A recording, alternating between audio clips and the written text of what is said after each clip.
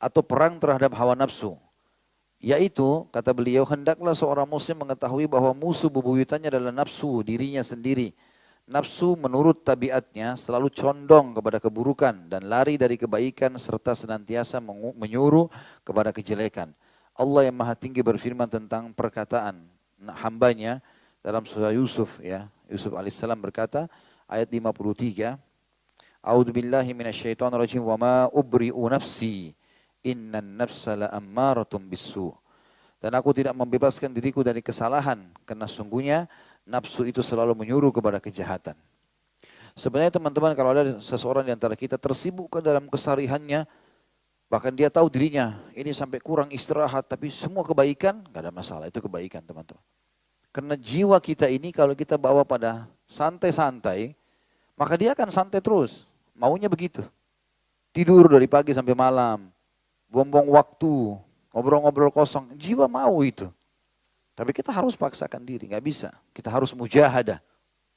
Ya, kita harus paksakan dia, jiwa kita kepada kebaikan. Jadi kalau antum dari pagi, keluar sudah cari nafkah, azan ke masjid, kemudian kembali lagi, dan seterusnya, ini adalah kebaikan. Allah mau kita tersibukkan dalam kebaikan. Karena kalau tidak seperti itu teman-teman, pasti kita terjerumus pada kemaksiatan. Dan lalai. Kita kalau liburan sama keluarga misalnya, masuk di hotel, lalai. Kita jadi kelalaian, bukan tidak boleh ya, tapi jadi kayak kelalaian. Jadi akhirnya sholat berjamaah terbengkalai. Apalagi kalau sudah mulai pegang remote TV, bolak-balik dari film ini ke film itu. Jadi lalai, jiwa kita memang begitu. Dan ini bahaya. Karena seperti bangunan yang sudah rapi begini terus dicuil-cuil. Jadi jelek nanti pemandangannya. Ya. Maka harus dilawanin, harus mujahadah. Kata beliau, nafsu menyukai santai-santai atau leha-leha dan menganggur.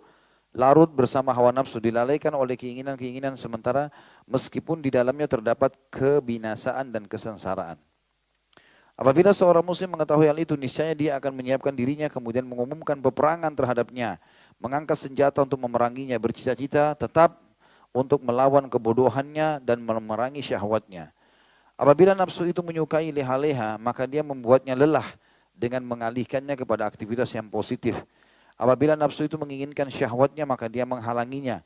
Apabila ia teledor dalam menjalankan ketaatan atau kebaikan, maka dia menghukum dan mencelanya. Kemudian memerintahkannya untuk mengerjakan apa yang telah diteledorkannya, lalu mengqadha apa yang telah luput atau hilang darinya. Ibnu Umar itu pernah terluputkan dari sholat subuh berjamaah sekali saja. Ya kan? Beliau datang rupanya sudah salam. Nabi SAW lagi zikir.